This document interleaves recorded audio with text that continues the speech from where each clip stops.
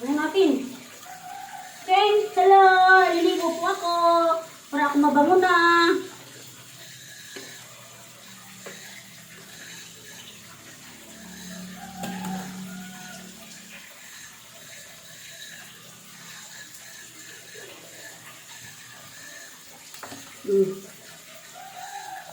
Yung alaga natin yung aso, si Murphy. Ako si Murphy, nabaiguan na ako. Oh, bula-bula siya, bula-bula.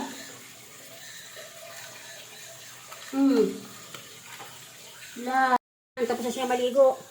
Punasan muna natin. Para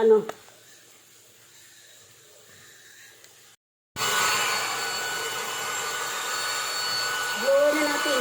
Para magtuyo ang buhok.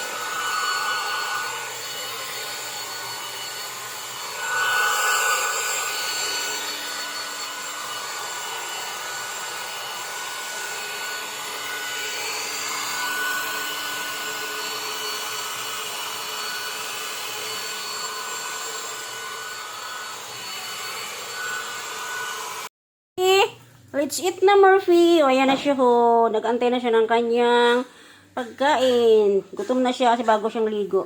O, kain na. Ito yung pagkain nyo. Manok ang kanyang ulam. Sarap ng kain niya, oh. Bagong ligo siya, eh.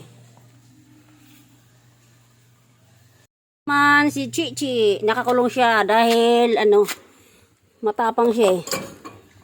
Oh, diyan ko naman kakain. Nangangagat siya kaya kailangan siyang ikulong. Naligo na rin yan kahapon. Kahapon pinaliguan ko rin yan kaya bukas na naman siya maligo. Di ba, Che? Che? Ayan, dahil tapos na tayong magligo ng ating alagang aso, magluluto naman tayo ng ating ulam.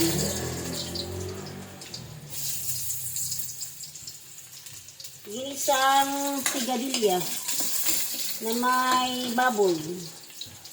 Yan.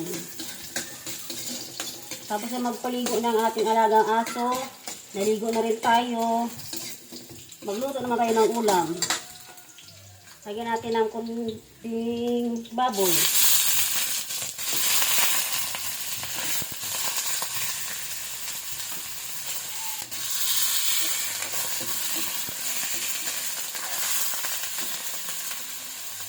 Lagyan ng asin.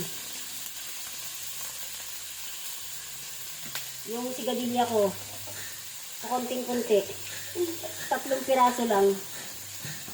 Lagyan natin ng sili para medyo maanghang.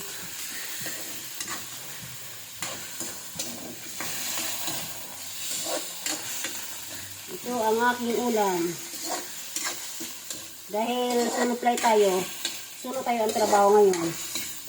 Paligo ng aso, papakain ng aso, magbantay ng tindahan, maglinis ng bahay. Yun ang trabaho ko, araw-araw. Pero okay lang.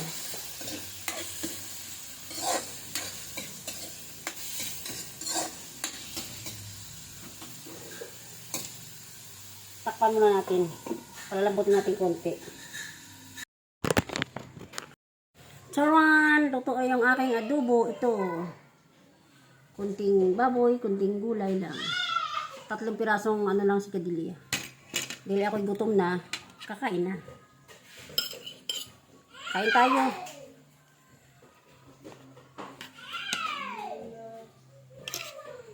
Nagutom na siya.